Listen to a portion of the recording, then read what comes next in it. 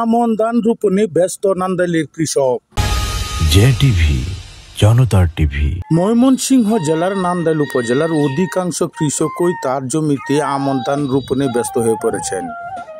শ্রাবণ মাসে জমিতে পানি না থাকার কারণে বিলম্ব করে আমন ধান রোপণের কাজ চলছে।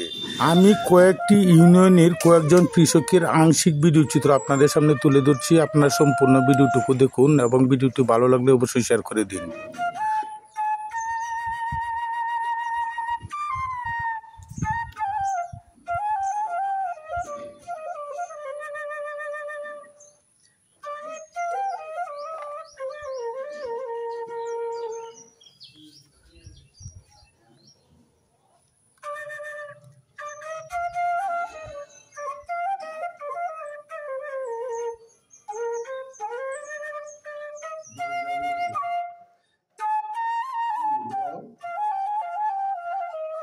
এখনো টুকটাক কিছু কৃষক রয়েছেন যারা গরু দিয়ে হাল চাষটা করা হয় না। হাল চাষটা মূলত এই পাওয়ার টিলারের মাধ্যমে বেশিরভাগ করা হয়, কিন্তু মইয়ের কাজটা কিন্তু পাওয়ার টিলার দিয়ে হয় না, তাই গরু দিয়ে কিন্তু এই মইয়ের কাজটা করা হয়।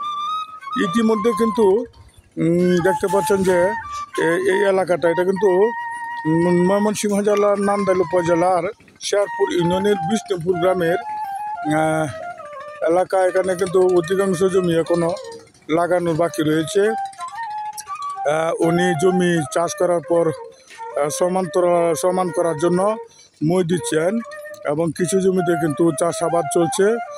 যেমন পাওয়ার টিলার দিন রাত সে জমি চয়ে যাচ্ছে। মোটামুটিভাবে এই যে এই এরিয়াটুকু এটা হয়তো যে পানি দেখতে পাচ্ছেন যে কম, যদি পুরো পানি থাকতো তাহলে কিন্তু পুরোটাই লাগিয়ে ফেলতে পারতো অতদিনে। অনেক জমি কিন্তু ইতিমধ্যে লাগানো শেষ, কিছু খুব কম যে বিলগুলোতে পানি রয়েছে এগুলোর মধ্যে কিন্তু লাগানো সম্পন্ন। এখানেও কিন্তু লাগানো হয়ে যাবে।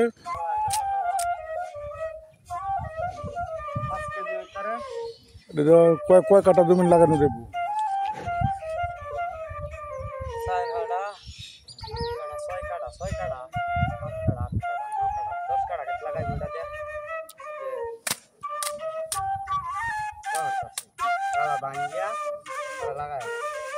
এই স্থানটুকু হচ্ছে নান্দাইল উপজেলাধীন বাফাইল বিলের পশ্চিম পাশ।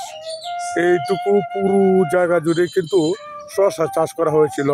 তো এখন কিন্তু আর শসা চাষ করবে না। অধিকাংশ কৃষকই কিন্তু জমি চাষ করেছে এই আমন ধান রোপণের জন্য।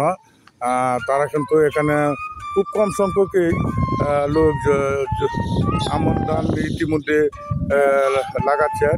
এটা কিন্তু একটা বিস্তীর্ণ বড় এলাকা। পুরোটার মধ্যে কিন্তু এই বছর প্রচুর শসা করে প্রচুর লাভবান হয়েছেন এই এলাকার কৃষকরা। বাফাইল বিলের পশ্চিম পাশ এলাকা।